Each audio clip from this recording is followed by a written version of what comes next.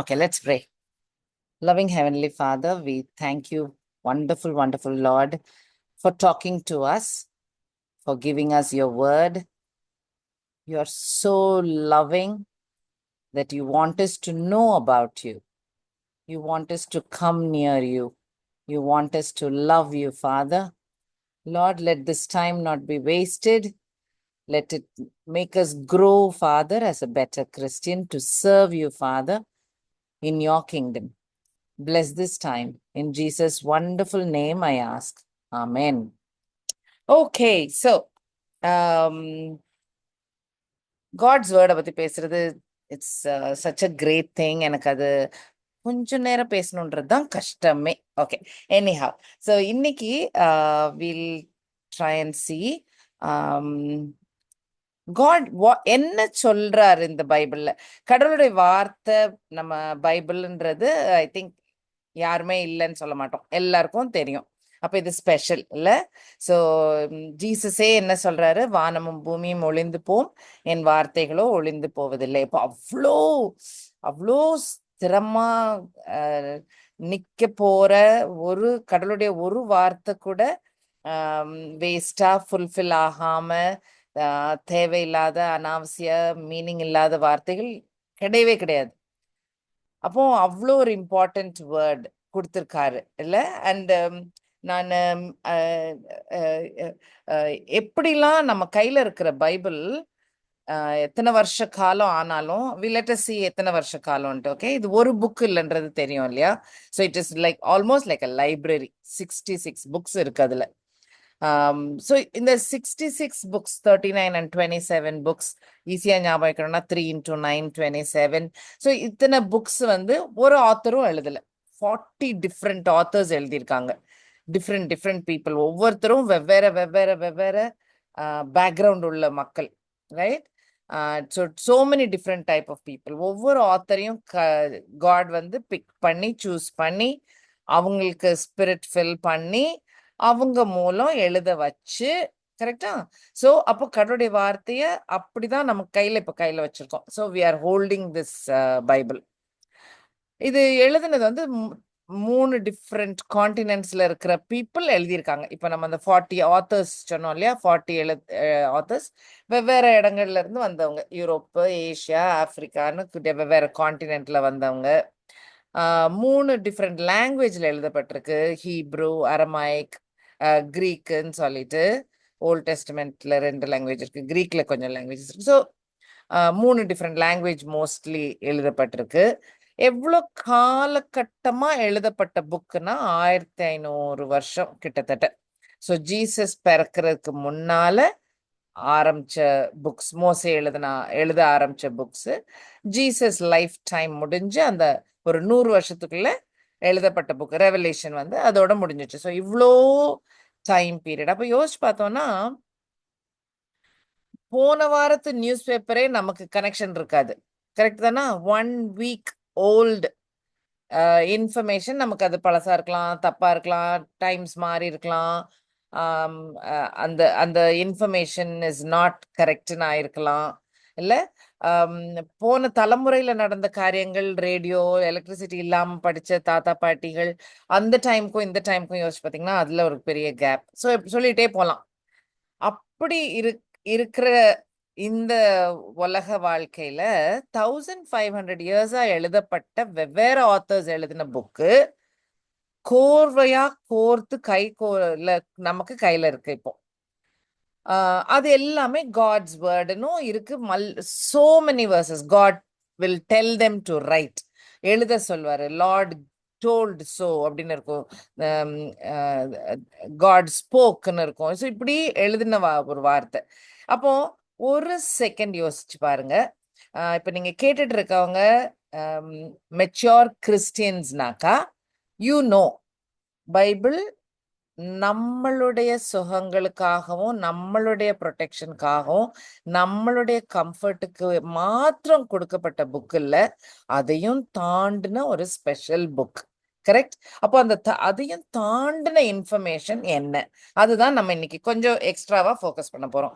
What is God's word, என்னதான் அவர் கொடுத்திருக்காரு. இத்தனை 1500 வருஷத்துக்கு முன்னாடினா இப்ப நம்ம இருக்கிற டைம்ல இருந்து பார்த்தோம்னா 2000 பிளஸ் 1500, அப்போ 3500 வருஷத்துக்கு முன்னால இருந்து எழுதப்பட்ட ஒரு புக்கு, ஒரு பழுது இல்லாம, ஒரு மிஸ்டேக் இல்லாம, பிசிறு இல்லாம, எழுத்து பிழை இல்லாம, மாறாம நம்ம கையில இன்னும் இருக்கு. மோசே எழுதின முதல் வார்த்தையில இருந்து இன்னும் இருக்கு நம்ம கையிலனா, definitely God is making sure, அவர் இஸ் மேக்கிங் ஷுர் தப்பில்லாத தன்னுடைய வார்த்தைய ஒவ்வொரு மனுஷனும் வாசிக்கணும்னு கையில கொடுத்திருக்காரு. அப்போ கடவுள் சொல்ற இன்ஃபர்மேஷனும் அவர் என்ன விருப்பப்படுறாரு நம்ம படிக்கணும்ன்றதையும் நம்ம மிஸ்டேக் இல்லாம படிக்கிறது இம்பார்ட்டன்ட், ரொம்ப ரொம்ப இம்பார்ட்டன்ட். ஓகே, என்ன சொல்லியிருக்காரு? So what happened? God and man ஒன்னா இருந்தாங்க, கரெக்டா? ஏதேன் தோட்டத்துல கிரியேஷன் டைம்ல காட் மேன் உமனை கிரியேட் பண்றாரு. பெஸ்ட் ஆஃப் பெஸ்ட் வேர்ல்டு, அழகான அழகு, சாப்பாட்டுக்கு நல்லதா, காண பியூட்டிஃபுல்லா ஒரு பியூட்டிஃபுல் வேர்ல்டு கிரியேட் பண்ணி அதை ரூல் பண்ணுன்னு சொல்லி கொடுக்குறாரு மேன் கிட்ட. அண்ட் தப்பு பண்ணிடுறாங்க, கரெக்டா? அந்த டைம் வரைக்கும் தேர் ஆல் டுகெதர், காடும் அவங்களும் ஒன்னா வாக் பண்ணி எல்லாம் இருந்தாங்க. ஆனா சின் வந்ததுக்கு அப்புறம், ரைட், ஒன்ஸ் சின் ஹேப்பன்ஸ், பீப்புள் பிகம் சின்ஃபுல். சின் இருக்கிற மக்களாயிடுறாங்க. காட் ஆனா இன்னும் ஹோலியா தான் இருக்காரு, பியூரா தான் இருக்காரு. அப்போ கட்டாயம் there is a gap, right? So அப்ப இந்த கேப் ஃபார்ம் ஆனதுக்கு அப்புறம் நீங்க நம்ம ஆடம் ஈவ் சிச்சுவேஷன்ல இருந்து நம்மளை வச்சு யோசிச்சு பாருங்க. ஓகே, அப்போ ஆடம் ஈவ் வந்து நமக்கு நிறைய நிலம் இருக்க போதான், இல்லாட்டி எனக்கு நிறைய பிள்ளைங்க பிறக்க போகுது, நம்ம வீடு கட்ட போறோம், அப்படி ஏதாவது யோசிச்சிருப்பாங்களா? நெவர். அவங்க யோசனை, அவங்க கவலை எல்லாம் என்னவா இருந்திருக்கும்? ஐயோ, நான் எப்போ கடவுள்கிட்ட திரும்ப பேக் போவேன், நான் எப்படி கடவுளுடைய பிரசன்ஸுக்கு திரும்பி போவேன், இப்படி ஒரு தப்பு பண்ணிட்டோமே, தள்ளி விழுந்துட்டோமே, நான் எப்படி, how will I go back தான் மனசுல ஃபுல்லா இருந்திருக்கும். அவங்க பாரம், அவங்க கவலை எல்லாமே it will be only that, இல்லையா? அந்த அந்த திங்கிங் தான் பெருசா மனசுல இருந்திருக்கும், ரைட்? ஓகே, அப்ப இருந்தே மனுஷன் அடுத்த ஜெனரேஷன் கெயின் ஏபிள் காலத்துல இருந்தே கடவுளை எப்படி ப்ளீஸ் பண்ணலாம், எப்படி அவரை சந்தோஷப்படுத்தலாம், அப்படி அவரை சந்தோஷப்படுத்தி நான் எப்படி கடவுள்கிட்ட போயிடலான்னு பிளான். இன்னைக்கு வரைக்கும் உலகத்துல எல்லா மத மக்களும் நினைக்கிறது அதுதான். எப்படியாவது நான் நன்மை செய்து நான் திரும்ப கடவுள்கிட்ட போயிடணும், இல்லையா? நான் அது தவம் இருந்தா இருக்கலாம், இல்லாட்டி எனக்கு இஷ்டமான காரியத்தை நான் சாக்ரிஃபைஸ் பண்ணின்னு இருக்கலாம், இல்லாட்டி நான் கஷ்டப்பட்டு பில்கிரிமேஜ் போயின்னு இருக்கலாம், right? So people try so many things. நல்ல நல்ல பர்சனா இருக்கலாம், தான தர்மம் பண்ணி இருந்துடலாம், இல்ல ஜெபம், தவம், அப்படி அந்த மாதிரி என்ன வருத்தி கடவுள்கிட்ட போயிட போறேன் அப்படின்னு விதவிதமா நினைக்கிறதா நார்மல் கெயின் காலத்துல இருந்து இன்னைக்கு வரைக்கும் எல்லா மதமும் சொல்லி கொடுக்குற ஒரு பாடம், ரைட்? அதுதான் எல்லாரும் ட்ரை பண்றாங்க. ஆனா யோசிச்சு பாத்தீங்கன்னா, ஒரு பாவமுள்ள மனுஷன் ஹோலி காடுக்கு பிரியமான காரியம்னு ஹோலியான சாமான செய்திட முடியுமா? பாவமுள்ள மனுஷன் ஹோலியான எந்த ஒரு காணிக்கையும் கொடுக்க முடியாது. தானமா இருக்கட்டும், தர்மமா இருக்கட்டும், உயிரையா இருக்கட்டும், கொடுத்து ஹோலி காட ஹாப்பி ஆக்க முடியாது. அப்போ ஒரு இம்பாசிபிள் சிச்சுவேஷன்ல ஒரு ரிப்பேர் பண்ண முடியாத ஒரு பெரிய தவறு குழிக்குள்ள மனுஷர் வீழ்ந்த ஒரு நிலைமை, ரைட்? அப்போ இதுக்கு ஒரு சரி கட்டணும்னா, இதுக்கு ஒரு சரியாக்கணும் அப்படின்னாக்கா, மனுஷனால பண்ண முடியலன்னா இருக்கிற அடுத்த பார்ட்டி யாரு? காட் மட்டும்தான். அப்போ அவரே அன்பு காட்டி கருணையா ஏதாவது செய்தாதான் மனுஷன் பொழைச்சான். இல்லைன்னா ஹெல், கடவுளை விட்டு தூரம் இருக்கிறது தான் எண்ட், வேற வழி இல்லை. That is standard, that is the result, முடிஞ்சிச்சு. அப்போ அது மாறணும்னா கடவுளே ஏதாவது பண்ணாதான் உண்டு. ஸோ அதுதான் ஜெனசிஸ் 3:15 கடவுள் ப்ராமிஸ் பண்றாரு, இல்லையா? ஒரு ஸ்திரீயின் வித்தா ஒரு பர்சனை அனுப்புவேன், அந்த பர்சன் தான் சாத்தானுடைய தலைய நசுக்குவாரு அப்படின்னு சொல்லி ஒரு ஒரு ப்ராமிஸ் கொடுக்குறாரு ஜெனசிஸ் 3:15, ரைட்? ஓகே, ஸோ அந்த ப்ராமிசஸ் யார் யார் வந்து அதை செய்ய போறா? கடவுளுடைய ஒரு பார்ட்டே இல்லையா? ட்ரையூன் காட், ட்ரினிட்டி காட்ல இருக்கிற ஒன் பர்சன், மூணு பர்சன்ஸ்ல ஒன் பர்சன். ஸோ ஜீசஸ் தான், சன் ஆஃப் காட் தான் வந்து அந்த காரியத்தை செய்ய போறாரு. ஸோ அது எப்படி செய்து முடிக்க போறாரு? இந்த ஒரு வழியில தான் நம்ம திரும்பி போக முடியும் இல்ல? மேன் வந்து அந்த பிரிட்ஜ் மாதிரி கிராஸ் பண்ணி போக முடியும். கரெக்ட். எப்படி செய்து முடிக்க போறாரு? ஹோலி காட் ஆச்சே.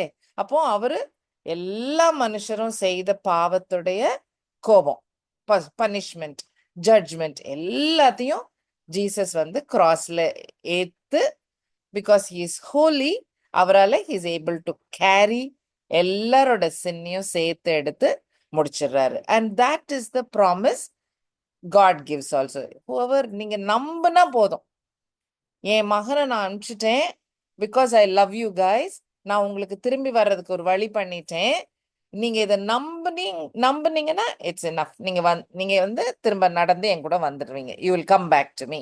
இல்ல, you will not die, you will have eternal life. நாலு ஆடம் கிட்ட இருந்த மாதிரி. இதுதான் மெசேஜ், இதுதான் main message. Okay, now think. Whole Bible நீங்க பார்த்துருப்பீங்க. So this is redemption. இதுல இருந்தா ரிடீமர் வருது. வீழ்ந்து போன மனுஷனை மீட் எடுக்கிறதுனால திரும்ப அதுக்கு ஒரு செலவு உண்டு. ஒரு அடகு வச்ச நம்ம வீடோ நகையோ மீட் எடுக்கணும்னா நம்ம பணத்தை கொடுத்து திரும்ப எடுக்கணும். இப்போ அந்த ஒரு செலவு உண்டு இல்லையா? ஃப்ரீ இல்லை. அது God paid that price and we are நம்மள மீட் எடுக்கிறாரு. ரைட். அப்போ what is God's big plan? யோசிச்சு பார்த்துக்கோங்க. சின் நடக்குது, ஈடனை விட்டு ஆடம் அண்ட் ஈவ் வெளியில போயிடுறாங்க. திரும்ப கொண்டு வர்றதுக்கு Jesus is paying for the since.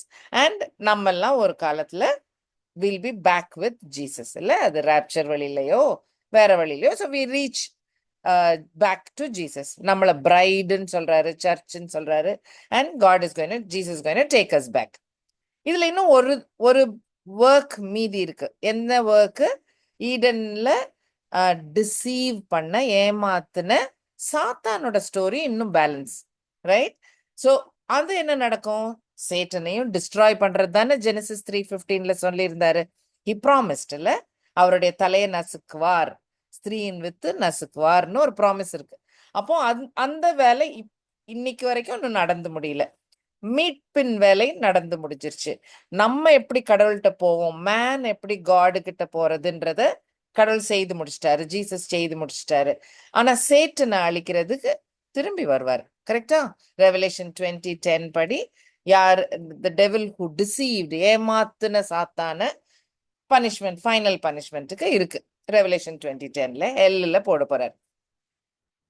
So அது இன்னும் நடக்காத, தலையை நசுக்கிறதுக்கு வருவார் இல்லையா? ஸோ ஃபர்ஸ்ட் கம்மிங்ல மீட் எடுத்த ஜீசஸ், அதே ஜீசஸ் ராஜாவா இல்ல திரும்பி வந்து சேட்டனை டிஸ்ட்ராய் பண்ணுவாரு. ஸோ இதுதான் காடுடைய big plan. You get me? So அப்போ ஜெனிசிஸ்ல ஆரம்பிச்ச ஸ்டோரி அழகா முடியுது ரெவலேஷன்ல. ரைட். அப்போ இந்த மெசேஜ் தான் காட் வந்து எல்லா காலத்து மக்களுக்கும், all people, all countries, all nations, all tribes விளங்கணும்னு பைபிள் கொடுத்து கையில வச்சிருக்காரு. இந்த மெசேஜை நம்ம கோட்டை விட்டுட்டோம்னா தப்பு பண்றோம். Okay, so when we read, first thing to remember, to not forget it is all about Jesus. எல்லாம் ஜீசஸ் பத்தி. ஓகே, இன்னொரு காரியம் பார்ப்போம். பைபிள் கையில வச்சிருப்பீங்க இல்லையா? ஸோ அதுல ஓல்ட் டெஸ்ட்மெண்ட்னு ஒரு பாதி பைபிள் இருக்கும், இன்னும் கொஞ்சம் போர்ஷன்ல நியூ டெஸ்ட்மெண்ட்னு இன்னொரு போர்ஷன் இருக்கு. ரைட். இப்ப நான் சொன்னது இட்ஸ் ஆல் அபவுட் ஜீசஸ்னா, இன் கேஸ் ஒருவேளை ஆல்ரெடி தெரிஞ்சுச்சுன்னா praise God. But in case doubt, old டெஸ்ட்மெண்ட்ல எப்படி அப்படின்னு சந்தேகம் வந்தால், I'm going to show you. Okay. Okay, நம்ம பார்த்த அதே ஸ்டோரி லைன் தான். Okay, so creation, fall of man. கரெக்டா? சின் வந்து ஃபால் ஆயிருது, ரிடெம்ஷனுக்கு பிளான் அனௌன்ஸ் பண்ணிட்டாரு ஜெனசிஸ் 3:15ல. இப்போ ஒரு மெசையா பிறக்கணும் இல்லையா? ரிடீமர்னு ஒருத்தர் உலகத்துக்கு வரணும். அந்த அந்த ரிடீமர் மனுஷனா பிறக்கணும், சன் ஆஃப் மேன் இல்லையா? இஸ் அ வர்ஜினுடைய சன், ஸ்திரீயின் வித்து. So it is not like an angel. It is not God சடனா மேல ஹெவன்ல இருந்து டமால்னு பண்ண ஒரு காரியம் இல்லை. மனுஷனா உருவம் எடுக்கணும்ன்றது பிளான். ரைட்? ஓகே. அப்ப இந்த ஒரு human, God as a human பிறக்கணும். அப்போ அது பிறக்கிறதுக்கு ஒரு அட்ரஸ் வேணும்னு வச்சுக்கோங்களேன். அப்போ ஒரு அட்ரஸ் வேணும்னா என்ன? ஒரு கண்ட்ரி வேணும், ஒரு குடும்பம் வேணும் இல்லையா? சர்நேம் வேணும். ஆம், இந்த இந்த டீட்டெயில்ஸ் எல்லாம் வேணும். அதனால காட் என்ன பண்றாரு? He is creating a nation, ஒரு கண்ட்ரி உண்டாக்குறாரு. எப்படி உண்டாக்குவாரு? அவர் இஷ்டமாச்சே. ஒரு மனுஷன்ல இருந்து எழுப்பி ஒரு கண்ட்ரி உண்டாக்குவாரு. அதான் ஏப்ரஹாம் இல்லையா? ஸோ ஜெனசிஸ் சாப்டர் 12ல இருந்து ஏப்ரஹாம் ஸ்டோரி ஸ்டார்ட் ஆகும். ஸோ அவரு ஏப்ரஹாம் அழைச்சு அவரை குட்டி குடும்பமாக்கி 70 பேராக்கி அவங்க ஈஜிப்ட் போய் ஈஜிப்ட்ல திரளா 400 வருஷத்துல ஆகி மோசே வச்சு வெளியில கூட்டு வந்து ஒரு கண்ட்ரி கிரியேட் ஆகுது. கரெக்டா? ஸோ நேஷன் இஸ்ரேல்ன்ற ஒரு நேஷனை ஈஜிப்ட்ல இருந்து புதுசா எடுத்து ஒரு கண்ட்ரி உண்டாக்குறாரு. சி, நிலம்னு ஒண்ணு கிடையாது. அவங்கள கனெக்ட் பண்றது இந்த ப்ராமிசஸ் தான். காட் கொடுத்த ப்ராமிஸ். அதான் எபிரேயர், அதான் இஸ்ரேலைட்ஸ் அப்படின்ட்டு ஒரு மனுஷன்ல இருந்து கிரியேட் பண்ண ஒரு ஜனக்கூட்டம் இஸ்ரேல கிரியேட் பண்றாரு காட். அப்போ அந்த கண்ட்ரிய ரூல் பண்ண பீப்புள் அவங்க எல்லாரும் வருவாங்க. அவங்களுடைய ரெக்கார்ட்ஸ், ஹிஸ்டரிலாம் இருக்கு, யார் யார் அந்த நேஷனை ரூல் பண்ணான்னு. ரூலர்ஸுடைய சந்ததி இம்பார்ட்டன்ட். ஏன்னாக்கா ஆடம் கிரியேட் பண்ணும்போது காட் வந்து அவரை கிங் மாதிரி டொமினியனோட இருன்னு சொல்லியிருப்பாரு, இல்லை எடுத்து ஆளுகை செய்யுன்னு சொல்லியிருப்பாரு. அது மிஸ் ஆயிரும். அப்போ இந்த வரப்போற மீட்பர் மெசாயா ஆளுகை செய்யணும். அப்போ அந்த ஆளுகை செய்யக்கூடிய அந்த குடும்பத்துல பிறக்கணும் இல்லையா? அதனாலதான் டேவிட் ராஜாவுடைய சந்ததியில பிறக்கிற மாதிரி இருக்கும், பிறப்பாரு ஜீசஸ். ரைட்? ஸோ அவங்களோட ஸ்டோரி லைன்லாம் இருக்கு, அவங்களோட ஹிஸ்டாரிக்கல் எல்லாம் கிரானிக்கல்ஸ்ல இருக்கு. மற்ற ரூலர்ஸ், ஜட்ஜஸ், கிங்ஸ் எல்லாருலயும் ரெக்கார்ட் ஆகி வருது. அவங்க ரூல் பண்ணிட்டு இருக்க அதே டைம்ல நிறைய ப்ராஃபிட்ஸ் இருந்தாங்க. ஸோ அப்போ ப்ராஃபிட்ஸுடைய ரைட்டிங்ஸும் சில புக்ஸ் இருக்கும். ஸோ இதெல்லாம் தான் பைபிள்ல இருக்கு. நீங்க உங்க அட்டவணையை எடுத்து வச்சுக்கிட்டீங்கன்னா பைபிள்ல இன்கேஸ் உங்களுக்கு யூஸ்ஃபுல்லா இருந்துச்சுன்னா அட்டவணை எடுத்து பாருங்க. ஸோ ஃபர்ஸ்ட் போர்ஷன் கிரியேஷன்ல இருந்து ஏப்ரஹாமை செலக்ட் பண்றது ஜெனசிஸ்ல இருக்கு. கண்ட்ரியோட கிரியேஷன் வந்து மோசே எழுதின மீதி 4 book, exodus, Leviticus, numbers, Deuteronomy. எப்படி கண்ட்ரி ஃபார்ம் ஆச்சு, தப்பு பண்ணாங்க, லா கொடுத்தாரு, கடவுள் நான் அவங்களோட இருக்கிறேன்னு சொன்னாரு. அப்ப அதுக்குரிய ரூல்ஸ் எல்லாம் எப்படி இருந்துச்சு, நீங்க ஒரு கண்ட்ரியா என்னோட வெளிச்சத்தை உலகத்துக்கு காட்டணும்னு சொல்லி அவங்க பிரித்தெடுக்கப்பட்ட பீப்புளா, ஹோலி நேஷனா எப்படிலாம் வாழணும்னு சொல்லி லெவிட்டிகஸ்ல, நம்பர்ஸ்ல, டியூட்ரானமிலாம் அவரு அவங்களுக்கு ஹெல்ப்ஃபுல்லா நிறைய கைட் பண்ணி கொடுப்பாரு. God does that. ஸோ இது நேஷனுக்கு இஸ்ரேல் கிரியேட் ஆயிடுச்சு. மீதி இருக்கிற புக்ஸ் வரிசையா அப்படியே பார்த்தீங்கன்னா ஜாஷுவா வழியா நாட்டுக்குள்ள போவாங்க, ஜட்ஜஸ் ரூல் பண்ணுவாங்க, ராஜாக்கள் இருப்பாங்க. அதுக்கப்புறம் அவங்க எழுதின புக்ஸ் ப்ராவர்ப்ஸ், சாம்ஸ் எல்லாம் ராஜாக்கள் எழுதின புக்கு, மீதி எல்லாம் ப்ராஃபிட்ஸ் எழுதின புக்கு. இதோட ஓல்ட் டெஸ்ட்மென்ட் முடிஞ்சிடுச்சு. இப்போ ஓல்ட் டெஸ்ட்மென்ட் முடிஞ்சு இப்போ யூத மக்கள்லாம் ஓல்ட் டெஸ்ட்மென்ட் மட்டும் தானே வச்சிருக்காங்க. அதோட பைபிள் முடிஞ்சிருச்சா? யோசிச்சு பாருங்க. ஒரு ஒரு செகண்ட் யோசிச்சு பார்த்தீங்கன்னா யூ வில் ரியலைஸ் அவங்களுடைய அட்டோன்மெண்ட் எப்படி. சின் போகணும்னா அவங்க என்ன செய்யணும்? டெம்பிள்ல சாக்ரிஃபைஸ் கொடுக்கணும், வருஷம் கொடுக்கணும். பிரீஸ்டுகள் என்னடானா ஹோலியா இல்ல, அதுவும் சொத்தையா இருக்கு. கிங்ஸ் ரூல் பண்ணி சூப்பர்பா இருக்காங்களா? அப்படியும் இல்ல. டேவிட் இருந்தாரு, சாலமன் இருந்தாரு, சாலமனே made a mess of it. அப்போ பெர்ஃபெக்டா ஒரு கிங் ரூலரும் இல்ல. மெசையா ப்ராமிஸ் பண்ண ஜெனசிஸ் 3:15 மெசையா வந்தாச்சா? அவரும் வரல. சாத்தானும் இன்னும் அழியல. பாத்தீங்களா? மெயின் ஐட்டம் ஒன்னும் முடியல. அப்போ ஓல்ட் டெஸ்ட்மென்ட்ல எல்லாம் பெண்டிங், ஒன்னும் நடந்து முடியல. கரெக்டா? மெசையா வரல. திரும்ப சின்னர்ஸ் எப்படி பேக் டு ஹெவன் போக முடியுமா? அட்டோன்மெண்ட் உண்டா? அதுவும் இல்ல. இல்ல ஹோலி காட் கூட சேர்ந்து இருந்துட முடியுமா? இல்ல. பயம்னா பயம். ஹோலி ஆஃப் ஹோலிஸ்குள்ள அந்த ஹை பிரீஸ்ட் ஒரு மனுஷன் ஹோல் கண்ட்ரில வருஷத்துல ஒரு நாள் போவாரு. அதுவும் பயந்து நடுங்கி நடுங்கி போவாரு. அப்படி ஒரு சுச்சுவேஷன்ல தான் இருந்தாங்க. அப்போ பீப்புள் எங்க ஹோலி காட் கிட்ட போறது? இட் வாஸ் இம்பாசிபிள் இல்ல? ஸோ எல்லாம் பெண்டிங். இன்னும் கொடுத்த ப்ராமிஸ்ல எல்லாமே இன்னும் still bending till Jesus comes. Right? So when Jesus comes அந்த ரிடெம்ஷன் பார்ட் இஸ் கம்ப்ளீட்டட். இப்போ சாத்தான் அழிகிற செகண்ட் பார்ட் ஆஃப் இட் இல்லையா? Second coming. அப்போ அது வரைக்கும் ஒரு டைம் பீரியட். அந்த டைம் பீரியட்ல என்ன நடக்குது? ஜீசஸ் மேல பிரியம் வச்சிருக்கிற, நம்பிக்கை வச்சிருக்கிற, கடவுளால தொடப்பட்டு மீட்டெடுக்கப்பட்ட சர்ச்சுன்ற ஜனக்கூட்டம் மீதி உலகத்துக்கும் கடவுளுடைய அன்பை பத்தி சொல்லணும்ன்றது ஜீசஸ் சொல்லிட்டு போன வார்த்தை. அப்போ எப்படி ஆஸ் அன் எக்ஸாம்பிளா இருந்து மத்தவங்களை கூட்டிட்டு வர்றது, வார்த்தையால சொல்லி எப்படி கூட்டிட்டு வர்றது, இதுதான் main duty for the church.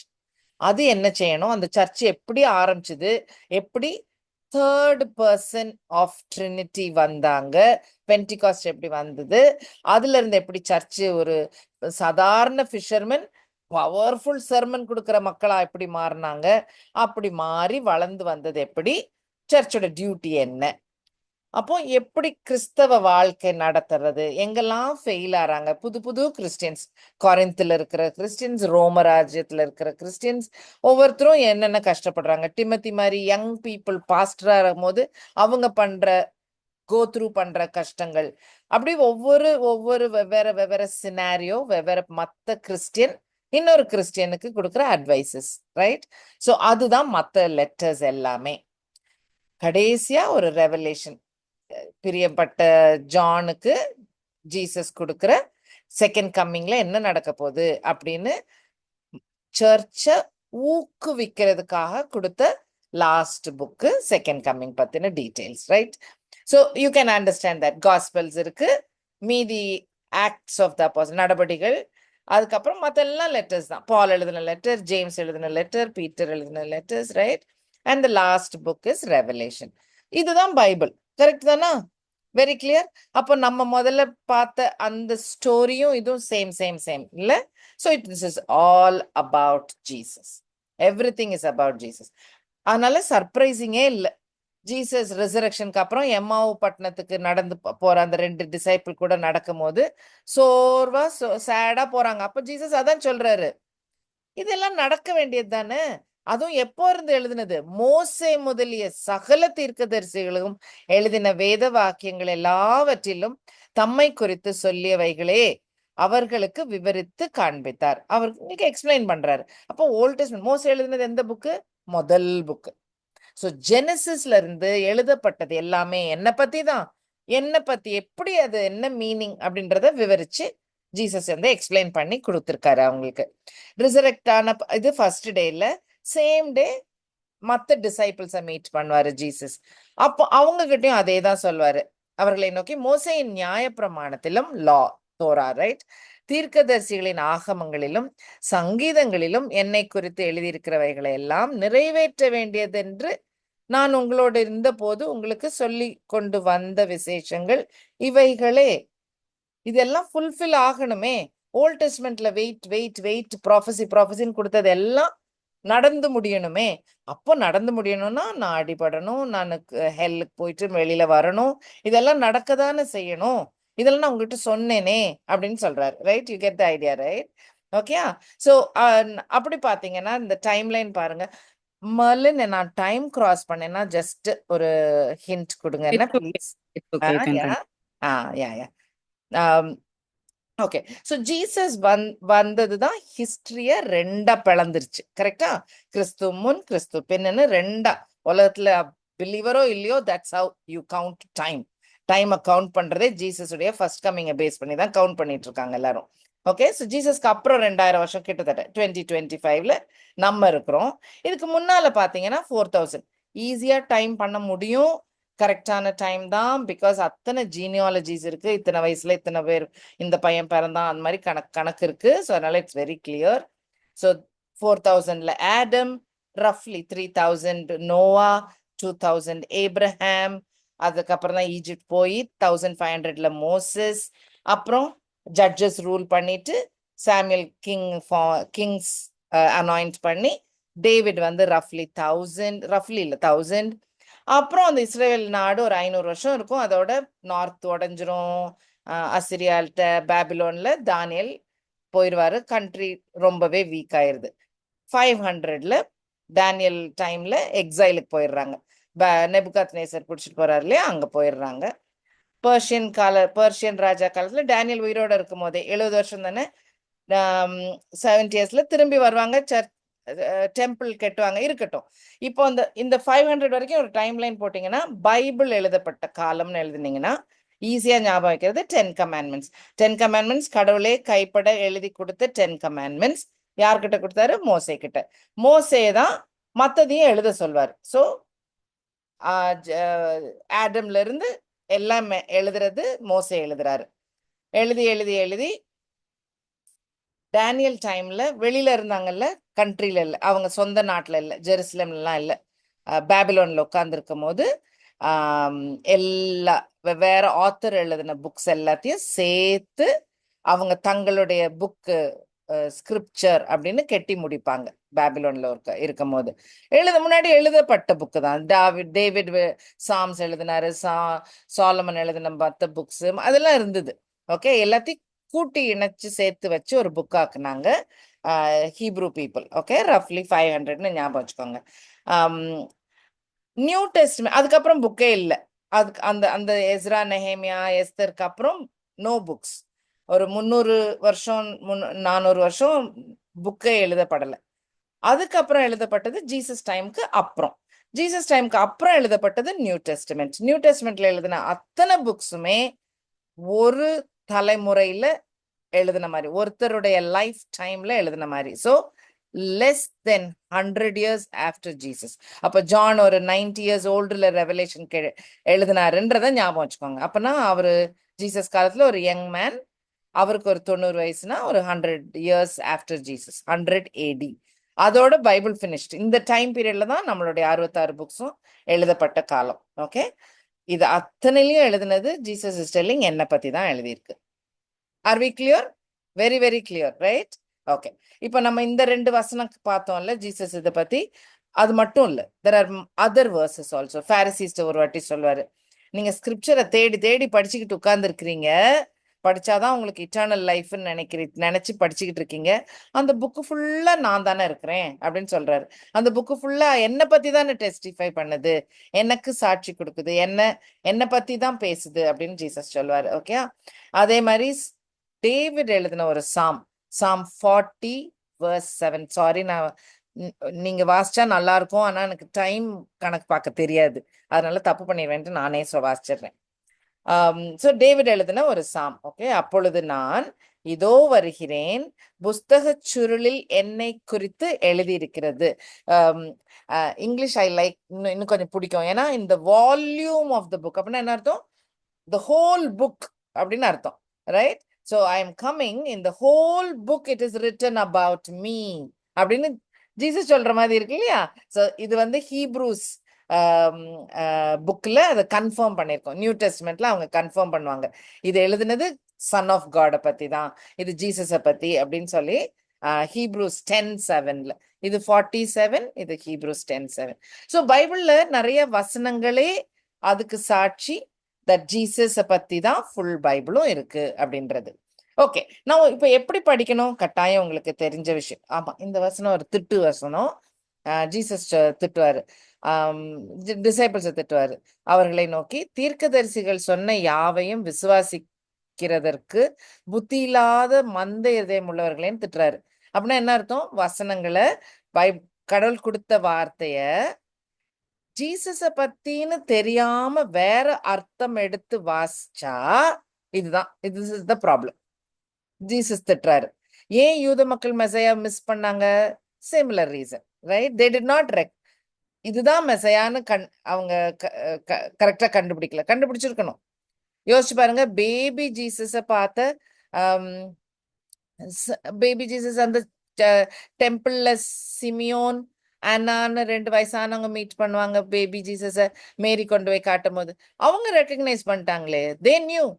ஓ, மீட் பண்ண பார்த்துட்டேனே, நான் சாக ரெடின்னு சொல்லாரு இல்ல. ஸோ அப்போ அவங்களுக்கு தீர்க்க தரிசனம்லாம் விளங்கி இருக்கு, ரைட்? ஸோ அந்த மாதிரி. So some people understood, right? Okay, சரி. ஸோ ஆதியாகமத் அது ஒரு ட்ரீ, இது ஒரு ட்ரீ தான். ஆதியாகமத்துல தப்பு நடந்த இடம் அந்த ட்ரீ, வெளிப்படுத்தல he will finish it இல்லையா? ஒரு ஃப்ரீலி ஃப்ளோயிங் வாட்டர் தருவேன், அண்ட் சிக்னஸ்லாம் இல்லாத ஹீலிங் தரக்கூடிய ஒரு ட்ரீ இருக்கும் வெளிப்படுத்தல. ஸோ இப்படி அதெல்லாம் நிறைய வசனம் இருக்கு. கடல் தந்த இன்னொரு தடவை பார்ப்போம் நம்ம. ஸோ ஜெனிசிஸ்ல ஸ்டார்ட் பண்ற ஸ்டோரி ரெவலேஷன்ல எண்ட் பண்ணும். Book will end. கரெக்டா? Throughout full and full from Genesis to Revelation Jesus தான். ஸோ பைபிள் எப்படி படிக்கணும்? தெரிஞ்சது ஜெபம் பண்ணிட்டு படிங்க. இங்கிலீஷ் வேர்ட்ல ரீட் மட்டும் பத்தாது, ஸ்டடி பண்ணணும். அப்போ ஒவ்வொரு எழுத்து, ஒவ்வொரு கமா, ஒவ்வொரு வார்த்தைக்கு இன்னும் ஆழமா, இன்னும் இந்த வார்த்தையை ஏன் யூஸ் பண்ணியிருக்கு, ஒரிஜினல் லாங்குவேஜ்ல இதுக்கு என்ன அர்த்தம், அப்படிலாம் படிச்சா இன்னும் அது ரியல் ஸ்டடி. அதுல அர்த்தங்கள், மீனிங்கும் நிறைய வரும். ரைட். ஒரு இந்த ட்ராக்ட்ஸ் கொடுப்பாங்க தெரியுமா? கிறிஸ்டியன் ட்ராக்ட்னு குட்டி குட்டியா எழுதி 2 வசனம் மட்டும் எழுதியிருப்போம். சிம்பிள் இங்கிலீஷ்ல, வேற லாங்குவேஜ்லயோ மெசேஜ் போட்டு, தமிழ்ல சொல்ல தெரியல, டிஸ்ட்ரிபியூட் பண்ணிட்டு இருப்பாங்கல்ல. எத்தனாயிரம் பேரை காடோட அந்த பவர்ஃபுல் வேர்ட் வந்து எத்தனையோ பேரை தொட்டு காட் அவங்கள சேவ் பண்ணியிருக்காரு. ஸோ காட்ஸ் வேர்டை நான் வந்து ஸ்டடி பண்ணலன்னா அதுக்கு மீனிங் இல்லைன்னு சொல்லவே மாட்டேன். கடவுள் அதை எப்படி யூஸ் பண்ணணுமோ அவருடைய பவர்ஃபுல் வேர்டு வீணா போகாதபடி அது யூஸ் பண்ணப்படும். No doubt. ஆனா நம்ம ஆழமா ஆசையா படிக்கிறது நம்ம கடமை. ஓகே. ஸோ அதனால நம்ம இந்த மாதிரி எக்ஸ்ட்ரா படிக்கிறோம். ரைட். ஓகே.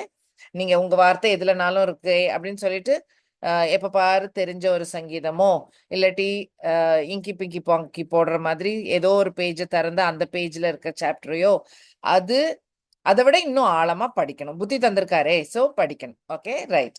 அப்போ இந்த எக்ஸ்ட்ரா இன்னும் எப்படிலாம் படிக்கலாம்னா, ஹிஸ்டரி தெரியறது கொஞ்சம் இன்ட்ரெஸ்டிங்கா இருக்கும். ஏன் ஹிஸ்டரி அப்பனா அந்த காலகட்டத்துல இது இப்போ 2000 வருஷத்துக்கு முன்னாடி நடந்தது, இல்ல இது 3500 வருஷத்துக்கு முன்னாடி நடந்தது. அப்போ வந்து சேரியட் இருந்துச்சா, குதிரை ஓட்டிக்கிட்டு இருந்தாங்களா, என்ன மாதிரி ட்ரெஸ் போட்டு இருந்திருப்பாங்க, அப்போ நெய்பர்ஸ் யாரு, யாரு ரூல் பண்ணிட்டு இருந்தா, இந்த மாதிரி விஷயங்கள் படிக்க படிக்க என்ன ஆகும்னா, எப்படி நியூஸ் நம்ம வாசிக்கிறோம். ரைட். ரொம்ப ரியலிஸ்டிக், ரியல் இல்ல, ஒரு நடத்தையில இருக்கிற ஒரு காரியம். அப்படி ஆகும் பைபிள். ஏதோ ஒரு கதை, ஏதோ ஒரு யாரோ எழுதின என்னமோ காரியம், அப்படி இல்லை. எங்கேயோ நடந்த என்னமோ ஸ்டோரி. நெவர். இது வந்து பக்காவா நடந்த ஹிஸ்டரி அப்படின்றது நமக்கு ரொம்ப ஸ்ட்ராங்கா வெளியில வரும். ஓகே. ஸோ அதனால தட் இஸ் நைஸ். இன்னொன்னு கான்டெக்ஸ்ட். பைபிள்ல உள்ள வசனங்களை கான்டெக்ட்னா எந்த இடத்துல யாரு யார்கிட்ட எதுக்காக சொன்னாங்க, பேசினாங்க, ஏன் அந்த வசனம் அங்க இருக்குன்ற காரியம். அப்ப அந்த கான்டெக்ட் இல்லாம படிச்சாலும் நம்ம அந்த மீனிங்கை தப்பா அண்டர்ஸ்டாண்ட் பண்ணிப்போம். உங்களுக்கு அது கம்ஃபர்டிங்கா இருக்கலாம், அது உங்களை பலப்படுத்தலாம் கூட. ஆனா அது அது இன்னும் அதோடைய ஸ்ட்ராங்கர் மீனிங் விளங்காம உங்களுக்கு போகலாம். அப்ப when you want to learn the Bible, you want to study the Bibleனா கான்டெக்ஸ்டோட தான் படிக்கணும். இல்லைன்னா you are just reading the Bible. வாசிச்சு, ஓ இது நல்லா இருக்கு இந்த வசனம், கால் மிதிக்கும் தேசம் எல்லாம் உனக்கு தருவேன்னா, இப்ப நான் கால் மிதிக்கிற தேசம்லாம் எனக்கு தருவாரா? நோ. அது ஜாஷுவாக்கு கடவுள் கொடுத்த ஒரு வார்த்தை. அது அது வேற வேற கான்டெக்ஸ்ட். You understand? ஸோ அந்த மாதிரி அது தெரிஞ்சு வாசிச்சா இன்னும் பவர்ஃபுல்லா யூ வில் அண்டர்ஸ்டாண்ட். ரைட்.